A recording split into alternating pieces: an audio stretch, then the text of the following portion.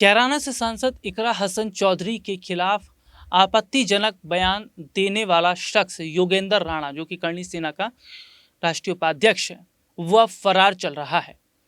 पहले तो उसने ताल ठोक कर ये कहा था कि उसे फांसी हो जाए, उसे कुछ भी हो जाए, लेकिन वो अपने बयान से मुकरेगा नहीं, अपने पोस्ट को नहीं डिलीट करेगा। उसने पोस्ट भी डिलीट किया।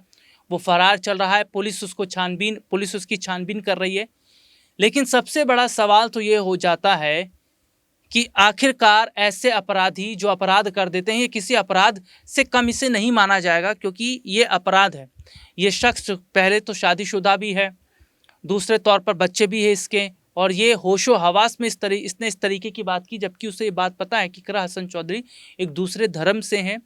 और ये साफ तौर पर देखा भी जा रहा है कि भले ही वो कुंवारी हैं, भले ही उनकी अभी शादी नहीं हुई, लेकिन ये किस तरीके की बात है कि किसी को इस तरीके से ये प्रपोज करने का भी तरीका नहीं है। ये तो महिला का अपमान करना, ये तो सांसद का अपमान करना है। और सबसे बड़ी बात है कि उस शख्स के खिलाफ अब लगातार जो है आवाज़ उठ रही है, और उसके खिलाफ आईटी एक्ट के तहत केस दर्ज कर लिया गया है। कैराना से सांसद इकरा हसन पर अभद्र टिप्पणी आरोपित के खिलाफ आईटी एक्ट के तहत केस दर्ज कर लिया गया है। और अपने दर्शकों को यहाँ बता दें, ये इकरा हसन चौधरी हैं, कैराना से सांसद हैं। समाजवादी पार्टी ने सीधे तौर पर कहा है कि उस लफंगे को, ऐसे लोगों को कड़ी से कड़ी सजा दी जानी चाहिए। और मैं खबर की तरफ रुख करना चाहूँगा। कैराना सांसद इकरा हसन पर आपत्तिजनक टिप्पणी करने वाले ठाकुर योगेंद्र सिंह राणा के विरुद्ध ककठर पुलिस ने आईटी एक्ट, मानहानि व महिला का अनादर करने की धारा में प्राथमिकी लिख ली है। सपा अधिवक्ता सभा की महानगर अध्यक्ष सुनीता सिंह के शिकायती पत्र पर पुलिस ने यह कार्रवाई की।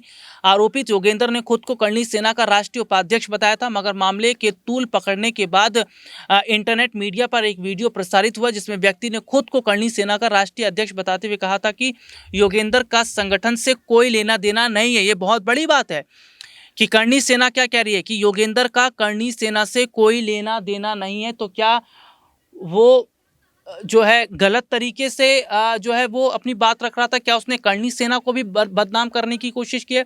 तो ऐसे में तो उस पर धोखाधड़ी का भी यहाँ पर आरोप लगता है।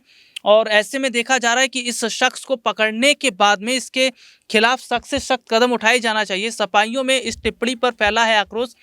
और देखिए, बता दें कि शुक्रवार को इंटरनेट मीडिया पर आरोपित ने आपत्तिजनक टिप्पणी की थी। इसके बाद सपाइयों ने आक्रोश फैल गया था। सपा जिला अध्यक्ष जयवीर सिंह यादव के नेतृत्व में सपाई एसपी सिटी से मिले थे और आरोपित के विरुद्ध प्राथमिकी के लिए शिकायत पत्र भी दिया था, जिसके बाद मामले में अब कार्रवाई कर दी गई है। तो इस शख्स के खिलाफ जो है आईटी एक्ट के तहत केस दर्ज कर लिया गया है। और कितनी हैरान कर देने वाली बात है कि वो उसका करणी सेना से कोई लेना देना नहीं है। करणी सेना का कहना है कि ये शख्स हमारा व्यक्ति नहीं है। तो ऐसे में माना जा रहा है कि क्या इस शख्स ने फेक आईडी बनाई, अपनी फर्जी आईडी बनाई, फर्जी आईडी बनाकर इसने इकरा हसन चौधरी की छवि को खराब करने की कोशिश की है।